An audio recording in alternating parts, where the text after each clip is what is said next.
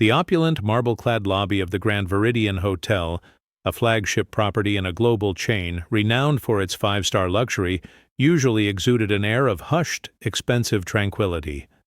That tranquility was about to be shattered by an ugly act of prejudice. Dominic King, a black man dressed in comfortable but decidedly undesigner travel clothes, a simple polo shirt, well-worn jeans, and loafers, had just approached the gleaming mahogany front desk.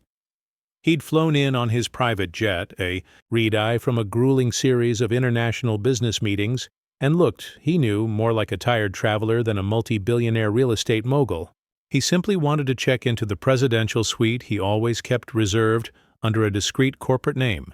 Before he could even utter a word, the young, impeccably coiffed desk clerk, whose name tag read Chad, Guest Services Excellence, looked him up and down with an expression of undisguised contempt. Chad's lip curled. "I'm sorry, sir," Chad said, his voice dripping with a syrupy, condescending disdain that was clearly audible to several other guests now discreetly observing. "But we don't allow vagrants or homeless individuals to solicit in the lobby of the Grand Viridian. It disturbs our discerning clientele.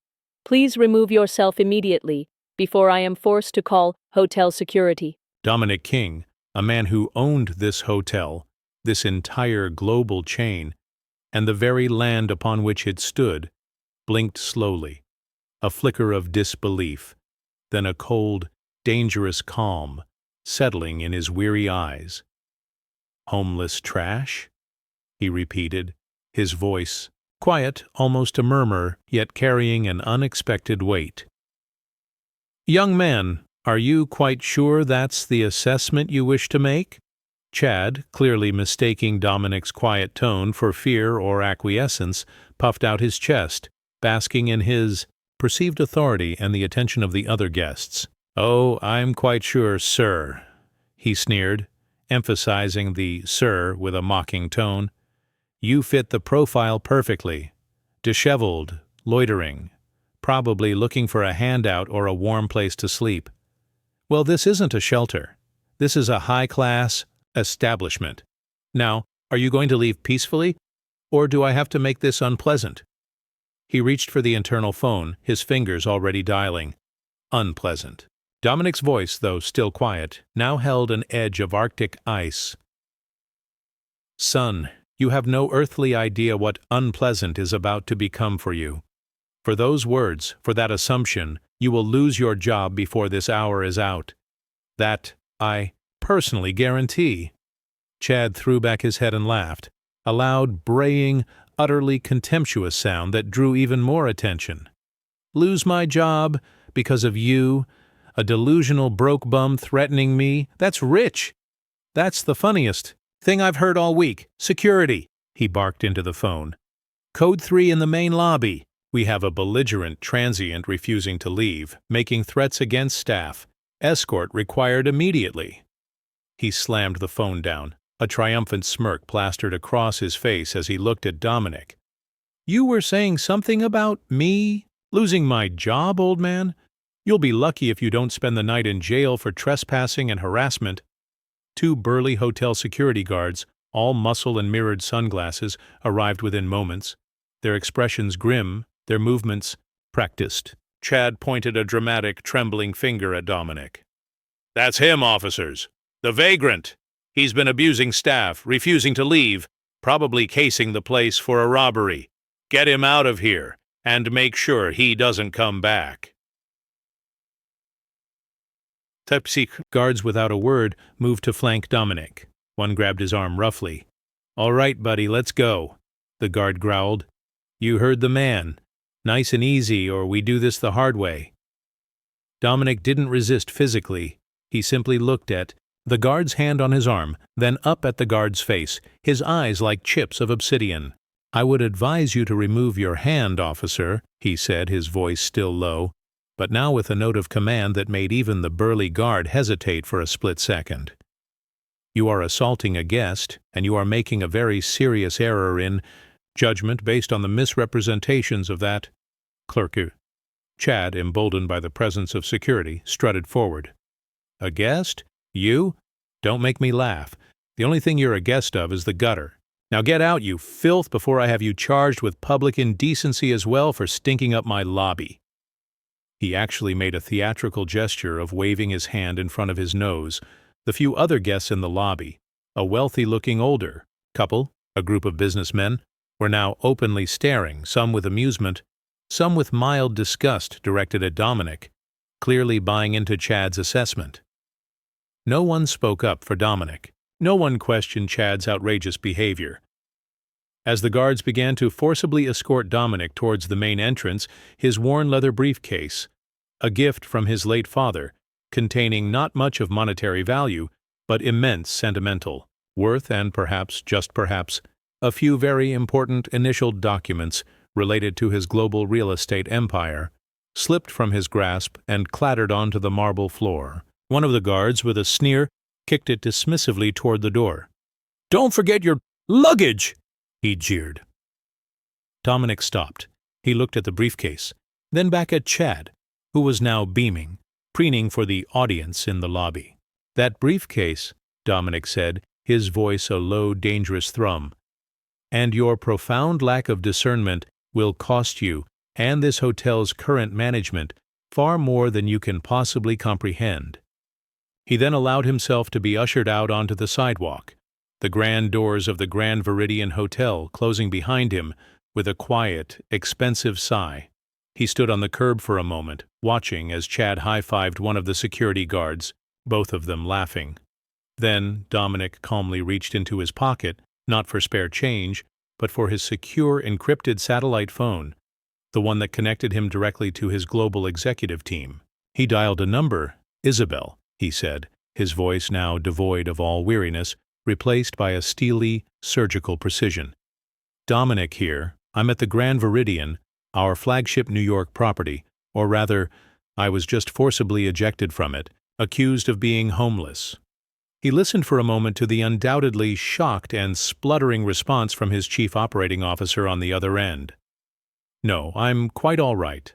But the entire front desk staff, the current security shift, and the general manager of this hotel are to be in the main conference room in exactly 1 hour. No excuses. And Isabel," he added, a chillingly calm smile touching his lips as he looked back at the opulent facade of the hotel he owned, "clear my schedule for the rest of the day. It appears I have some rather urgent personnel reviews and a significant corporate restructuring to conduct." Personally, he ended the call. The homeless trash had just been taken out, but the real garbage inside the Grand Viridian was about to be swept away in a storm of its own making. The king had arrived at his castle unannounced, and he was not pleased. The hour that followed Dominic King's ejection from the Grand Viridian Hotel was, for Chad the desk clerk and his 2 security guard accomplices, a brief, smug interlude filled with self-congratulatory chuckles about teaching the bum a lesson. For Dominic King, it was a period of cold, calculated preparation. He didn't rush back in.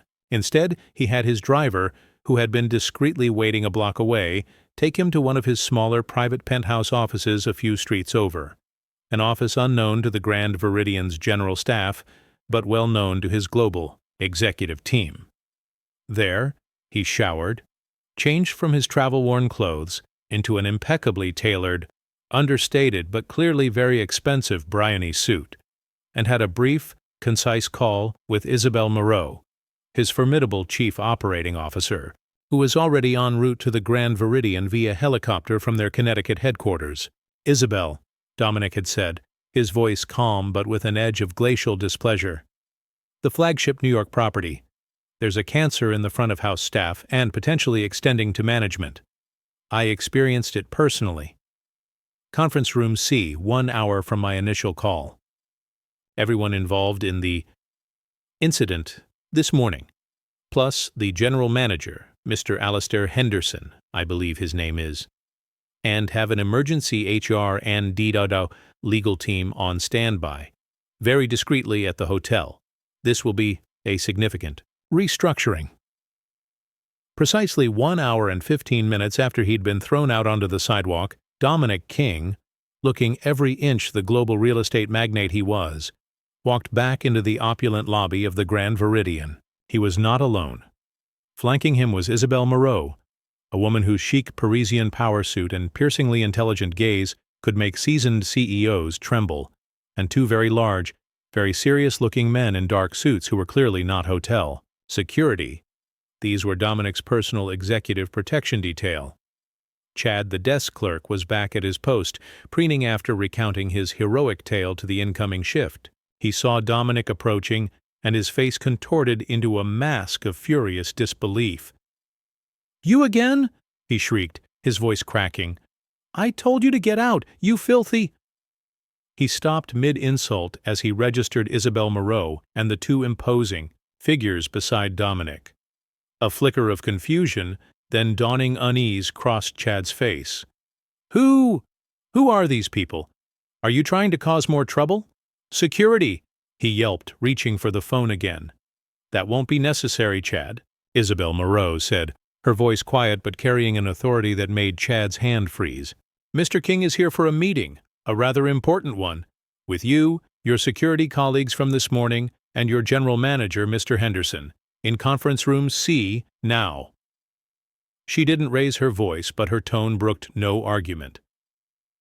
Chad, bewildered and suddenly very nervous, looked from Isabelle to Dominic, who simply met his gaze with cold, unreadable eyes. The two security guards from the earlier shift, who had just come back on duty for a debrief, also looked stunned and apprehensive as Isabelle's executive assistant, a young man who had appeared as if from nowhere, politely but firmly gestured for them to follow. The procession to Conference Room C was a silent, tense affair. The general manager, Alistair Henderson, a portly, self-important man, known more for his golfing handicap than his hotel management skills, was already there, summoned by Isabelle, with a curt, non-negotiable phone call. He looked annoyed and impatient, clearly not understanding the gravity of the situation. He'd been told by Chad only that the transient from this morning is back, causing a fuss with some woman. When Dominic King walked in, still dressed in his simple travel attire from earlier, he had deliberately not changed that aspect for this initial confrontation, wanting Henderson to react to him, not just his suit. Henderson's face tightened, with disapproval. "All right, what's all this then?" Henderson huffed, addressing Isabelle but glaring at Dominic. "My front desk manager, Chad here, tells me this individual was causing a serious disturbance this morning, refusing to leave, making threats. He was rightly escorted out. Why is he back? And who exactly are you, madam?"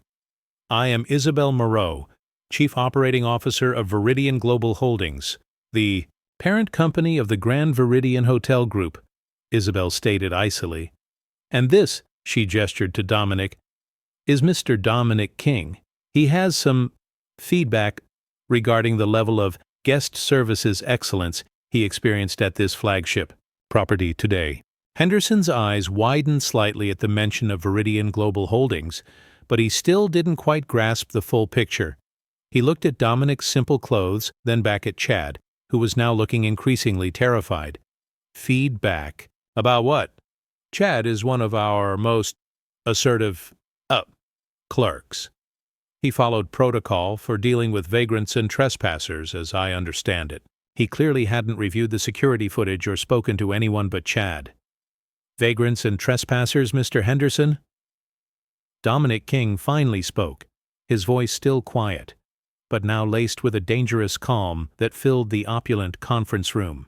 "Is that the official Grand Viridian policy for assessing individuals who approach your front desk, based purely on their attire, or perhaps," his gaze flickered meaningfully towards his own dark skin, "other superficial characteristics?" Henderson began to bluster. "Now see here, Mr. King, is it?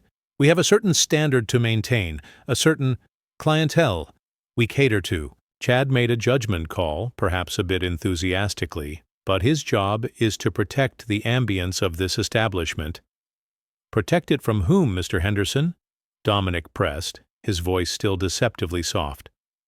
"From a guest who holds a lifetime, fully prepaid reservation for the presidential suite at every Grand Viridian hotel worldwide?"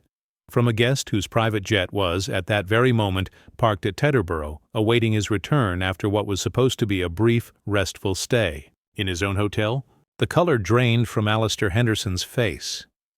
He stared at Dominic, then at Isabel Moreau, then back at Dominic, his mind clearly struggling to reconcile the disheveled man from Chad's report with the implications of Isabel's presence and Dominic's quiet, authoritative statements.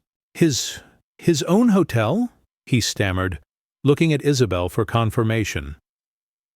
Isabel simply nodded, her expression grim.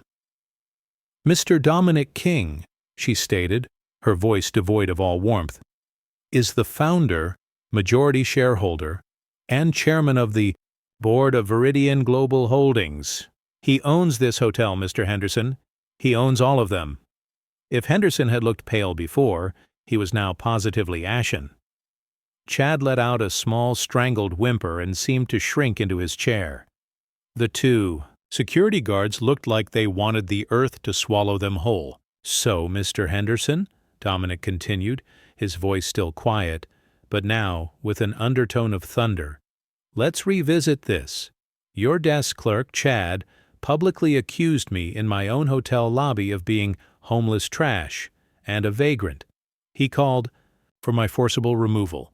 Your security guards then physically assaulted me, by your hotel's definition of assault if applied to a paying guest, and forcibly ejected me onto the sidewalk, even kicking my personal briefcase after me. All of this, I might add," he gestured to a small, almost invisible lapel pin he wore, which now glowed with a tiny, discreet recording light, "has been meticulously documented, audio and video." He then turned his gaze to Chad, who was now visibly trembling, his face a mask of abject terror.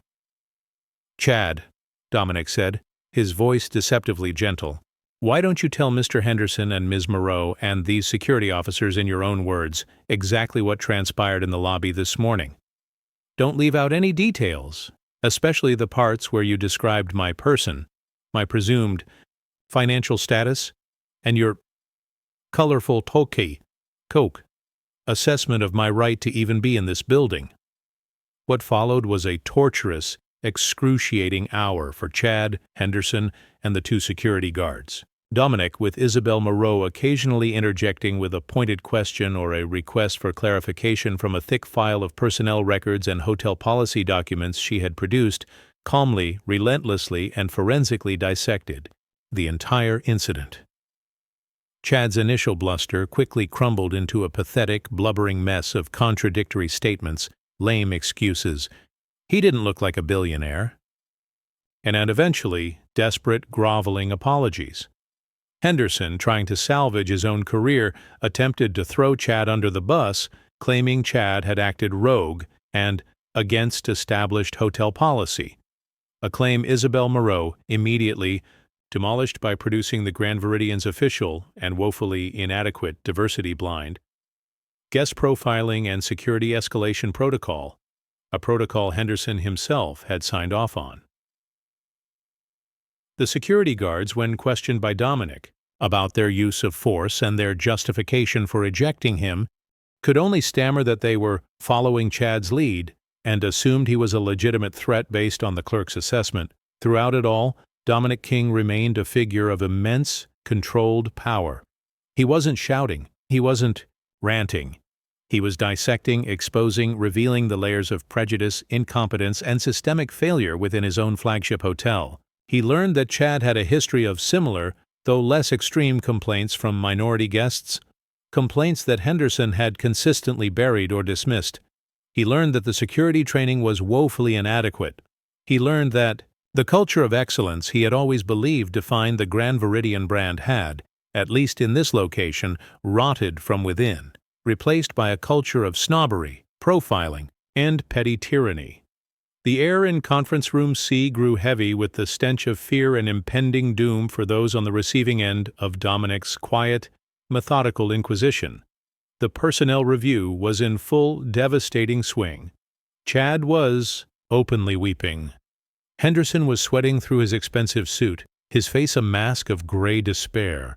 The security guards looked like they were about to be physically ill. As the hour drew to a close, Dominic King leaned back in his chair. He looked at the pathetic, broken figures before him. "This," he said, his voice still quiet, but now carrying the finality of a judge about to pronounce sentence, "has been extraordinarily illuminating. It seems the Grand Viridian New York is suffering from a critical, systemic failure of leadership, professionalism, and basic human decency, from the front desk to the general manager's office." He paused, then looked at Isabel Moreau. "Isabel, are the transitional arrangements we discussed in place?" Isabel nodded curtly. "The Regional Vice President of Operations is en route. ETA 30 minutes. The Interim Security Chief is on standby. And Human Resources has prepared all necessary documentation for immediate personnel adjustments." Dominic King nodded slowly. He then looked back at Chad Henderson and the security guards. "You will all remain in this room, under the supervision of my executive protection detail." The two serious-looking men who had been standing silently by the door now moved almost imperceptibly further into the room. "Until the regional VP arrives, he and Ms. Moreau will then inform you of your future employment status with Viridian Global Holdings." He stood up. "I believe I have a presidential suite to finally check into, and then a hotel to rebuild from the ground up, it seems." He turned and walked out of the conference room, leaving behind a wake of shattered careers and the chilling certainty of imminent and thoroughly deserved consequences. The real king had reclaimed his castle, and the reckoning was about to be finalized. The atmosphere in Conference Room C of the Grand Viridian Hotel was thick enough to cut with a knife. Chad, the arrogant desk clerk, was now a pale, quivering wreck, his earlier bravado replaced by a dawning, abject terror. General Manager Alistair Henderson looked like he had aged 10 years in the past hour, his face a mask of gray despair. The two security guards stared at the floor, wishing they were anywhere else on earth. Dominic King had left them stewing in their fear under the watchful eyes of his personal security detail, while he and Isabel Moreau, his COO, had retreated to his presidential suite to make final arrangements. Exactly 30 minutes later, as promised, Ms. Evelyn Hayes, the Regional Vice President of Operations for Viridian Global Holdings North American Portfolio, swept into Conference Room C. Ms. Hayes was a legend within the company, a no-nonsense, razor-sharp executive known for her ability to turn around underperforming properties and her unwavering commitment to the Viridian brand's true values of excellence and integrity. She looked at the assembled, terrified group with an expression that could freeze lava. Isabel Moreau re-entered with her. "Gentlemen," Miss Hayes began, her voice crisp and devoid of any warmth, "Mr. Dominic King, chairman of Viridian Global Holdings, has personally reviewed the incident that occurred in the lobby of this flagship hotel this morning. He has also reviewed your personnel files, relevant security footage, and the preliminary findings of an immediate internal audit of guest relations protocols at this property conducted by Ms. Moreau's office in the last hour." She paused, letting her words hang in the air like icicles. "Chadwick Miller," she addressed the trembling desk clerk directly, "your employment with the Grand Viridian Hotel and Viridian Global Holdings is terminated, effective immediately for gross misconduct, including but not limited to willful endangerment of the hotel's reputation, blatant racial and class-based discrimination against a guest, public slander, attempted extortion, and a complete and utter failure to uphold even the most rudimentary principles of hospitality and human decency. You will be escorted from the premises by Mr. King's security. Your final paycheck, less deductions for any outstanding liabilities you may have incurred towards the company, will be mailed to you. Do not attempt to reapply for any position within the Viridian Global Network, ever." Chad let out a pathetic whimper, tears streaming down his face. But he looked, "I didn't know." "Your ignorance, Mr. Miller," Ms. Hayes cut him off icily, "is not an excuse. It is an indictment of your character and your suitability for any role in the service industry. You are a disgrace." She then turned to the two security guards. "Officers Johnson and Davies, Your conduct in physically assaulting and forcibly ejecting Mr. King, based solely on the prejudiced and unsubstantiated accusations of a junior desk clerk, without any attempt at de-escalation or verification, was unprofessional, unacceptable, and a significant liability. Your employment is also terminated, effective immediately. You may collect your belongings under supervision. The two large men, who had moments before manhandled Dominic, now looked utterly deflated, their faces pale with shock. Finally, Ms. Hayes fixed her steely gaze on General Manager Alistair Henderson. "Mr. Henderson," she said, her voice dripping with contempt. "As General Manager of this flagship property, you are ultimately responsible for the culture, training, and conduct of your staff. The events of this morning demonstrate a catastrophic failure of leadership on all fronts. You have fostered an environment where prejudice can thrive, where guest profiling is apparently an accepted protocol, and where basic human dignity is clearly an optional extra. Your attempt to cover up Mr. Miller's egregious misconduct and your own initial dismissive attitude towards Mr. King are unforgivable. Your tenure as General Manager of the Grand Viridian, New York, and indeed your career with Viridian Global Holdings is over, effective immediately. Please clear out your office by the end of the day. Ms. Moreau will oversee the transition." Henderson, utterly broken, simply nodded, unable to meet her gaze. His reign of complacent mismanagement had come to a swift and brutal end.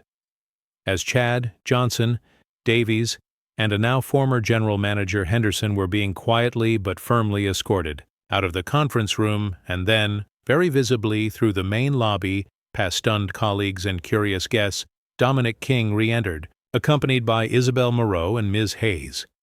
He had indeed changed, now wearing an understated but clearly very expensive dark suit, exuding an aura of quiet, unassailable power.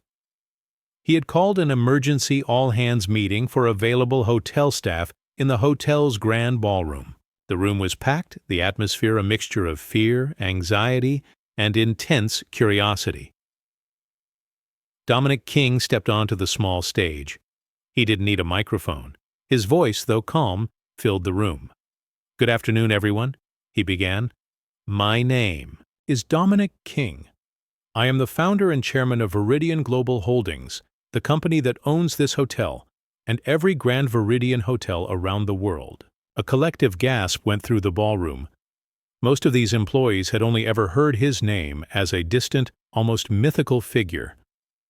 "I am here today," he continued, "because of a deeply disturbing incident that occurred in our lobby this morning. An incident where a guest, who happened to be me, though that is ultimately irrelevant, was subjected to vile prejudice, baseless accusations, and forcible ejection from this property by members of our own staff.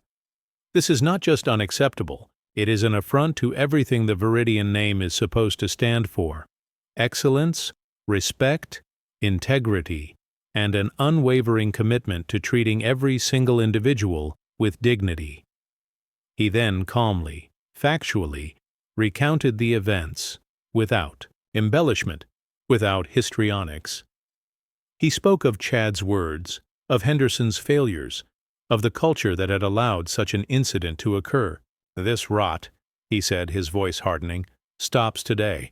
The individuals directly responsible for this morning's disgrace are no longer with this company, and Ms. Evelyn Hayes, our Regional Vice President of Operations, will be serving as your interim general manager, effective immediately. She has my full authority to implement whatever changes are necessary to restore this hotel to the standard of excellence and inclusivity that I and our valued guests demand." He then outlined his vision for the reorganization, as he called it. "We will be instituting a complete overhaul of our guest relations training, with a mandatory intensive program focusing on diversity, equity, inclusion, and unconscious bias to be led by the nation's top consultants in the field. We will establish a new, independent, and truly anonymous whistleblower protection program so that any employee who witnesses misconduct or discrimination can report it without fear of reprisal. We will be reviewing and revising all security protocols to ensure they prioritize de-escalation and respect for all individuals. And," he paused, a new warmth entering his voice, We will be investing in our greatest asset, you, our dedicated employees who uphold the true spirit of Viridian, hospitality every day, often under challenging circumstances. To that end, Dominic announced, I am personally endowing the King's Trust for Viridian Employee Advancement. This multi-million-dollar fund will provide scholarships for further education, grants for advanced hospitality training, emergency financial assistance for staff members facing hardship, and annual Viridian Values Awards for those who exemplify exceptional service, integrity, and compassion. We will identify and nurture talent from within. We will reward those who treat every guest and every colleague with the dignity they deserve. He then singled out a young Latina housekeeper, Maria, who had been observed by his security detail during the earlier commotion, discreetly trying to offer him a bottle of water after he'd been thrown out, an act of simple kindness that had not gone unnoticed. Maria, he said, his voice gentle, your compassion this morning was a beacon. Ms. Hayes will be speaking with you about a promotion and a full scholarship from the King's Trust for the Cornell Hotel Management Program. If that is a path you wish to pursue, Maria burst into tears of shocked, grateful joy. A wave of emotional applause swept through the ballroom. The message was clear. Prejudice and incompetence would be rooted out, integrity, compassion, and excellence would be rewarded.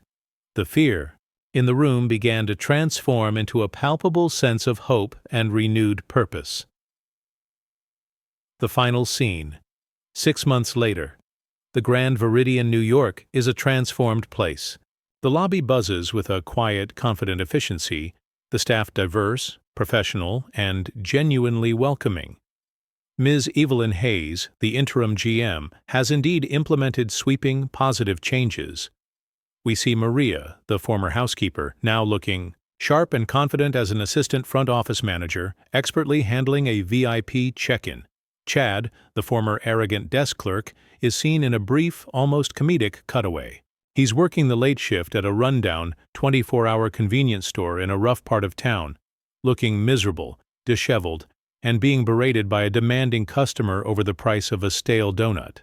The contrast is stark and deeply satisfying. Dominic King makes a quiet, unannounced visit to the Grand Viridian lobby. He's dressed once again in simple, comfortable clothes. A new, young black desk clerk, impeccably polite and professional, greets him with a warm, genuine smile, unaware of who he is. Welcome to the Grand Viridian, sir. How may I assist you today? Dominic smiles back. Just admiring. The view, young man, he says. Just admiring the view. He sees a new, discreetly placed plaque near the concierge desk. It reads, The Viridian Promise. Dignity, respect, and excellence for all, endowed by the King's Trust. His voiceover, calm and reflective. True power, true wealth, isn't measured in dollars or buildings. It's measured in the dignity we afford others, the opportunities we create, the positive change we inspire. A business, like a community, thrives not on exclusion and arrogance, but on a foundation of mutual respect and unwavering integrity. For in the end, justice in business is not just about punishing the guilty, it's about uplifting the deserving and building an enterprise where everyone feels valued and everyone can shine. The camera focuses on the plaque, then on the vibrant, respectful, and truly excellent service now evident in the Grand Viridian lobby. The imagined audience would be giving a standing ovation, not just for the downfall of a petty tyrant, but for the uplifting, positive transformation that followed. Justice, in this case, wasn't just served, it was invested in a better future.